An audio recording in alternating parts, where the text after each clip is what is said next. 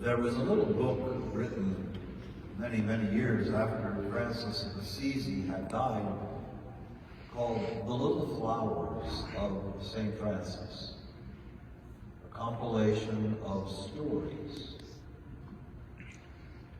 This is one of them.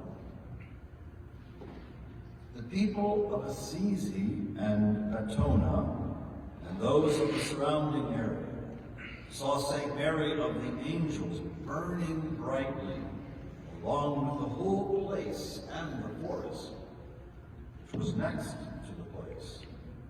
It seemed that a great fire was consuming the church, the place, and the forest together. For this reason, the Assisians, in a great hurry, ran down there to put out the fire, believing that everything really was burning. But on arriving at the place, not finding anything burning, they went inside and found St. Francis with St. Clare and all their companions sitting around that humble table, wrapped into God through contemplation.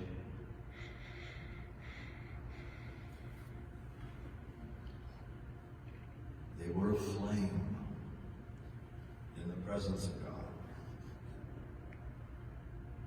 So it would appear to be when Jesus went up to pray on that mountain. Interestingly, Matthew, Mark also tell this story of the Transfiguration, but they don't say the purpose of the trip up the mountain was to pray. Luke tells us he went there to pray. And like a person who has fallen in love, like parents beholding a newborn child, like Abram staring up into the sky at all the stars,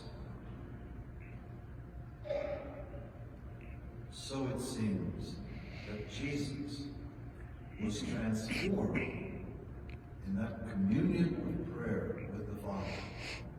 Luke tells us his face changed, his clothing was dazzling white. In a sense, every fiber of his being was illuminated by his communion with God.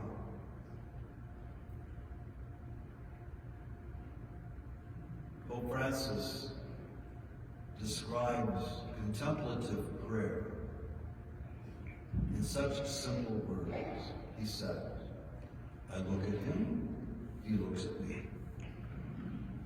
Now, isn't that an easy way to pray? I look at him, he looks at me. I gaze at God, and God gazes back at me with that look of love. I think that's what was happening when Francis, Clare, and companions were wrapped in contemplation. The place glowed. They glowed. Just like we can glow in those moments of prayer or love or beholding the newborn. You've seen it. You've seen that aura around people sometimes. They just seem to glow. Now I can't glow it with the sun coming right in on me. But it's not because I'm so wrapped up in God. But prior to that experience on the mountain, Luke tells us that Jesus has been talking about being betrayed, the suffering, and the death that he was to undergo. And Luke tells us the conversation with Moses and Elijah was about his exodus to Jerusalem.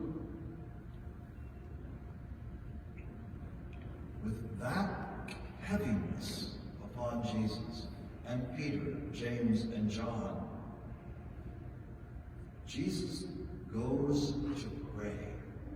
and finds such great consolation in that experience of looking at God and God looking at him.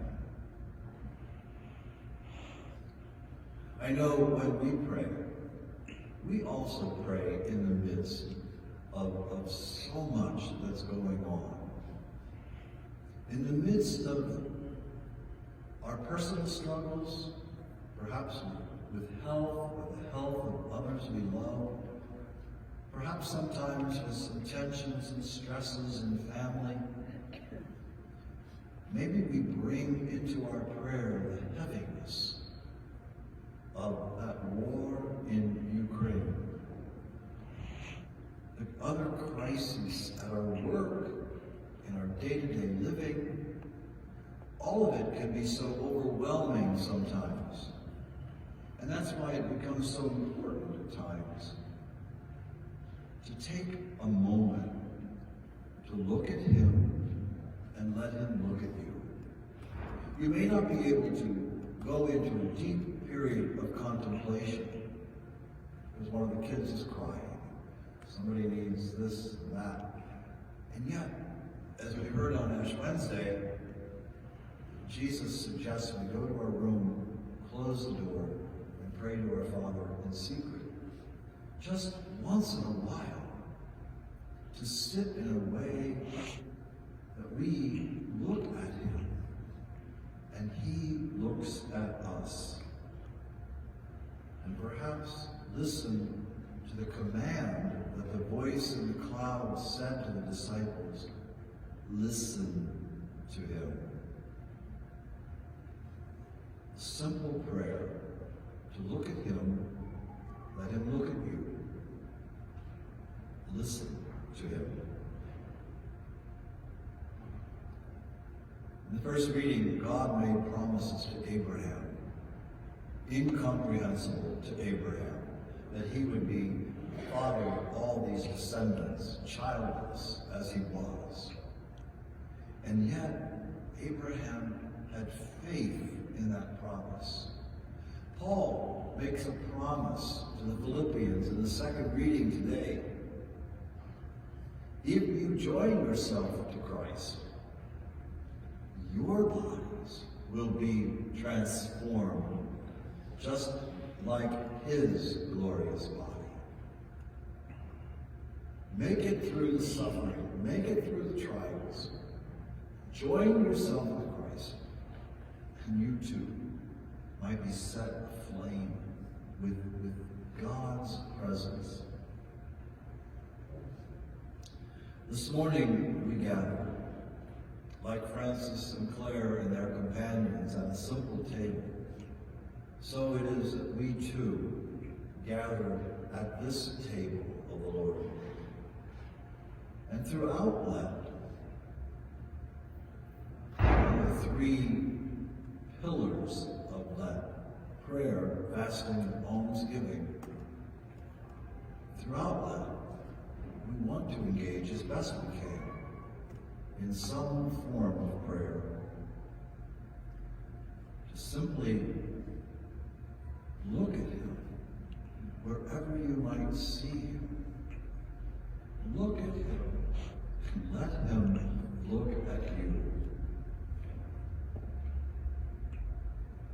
Take Pope Francis's form of prayer home with you. Little by little, once in a while, just gaze. And let that gaze of God look at you. And believe that the gaze of God, God is looking at you with love.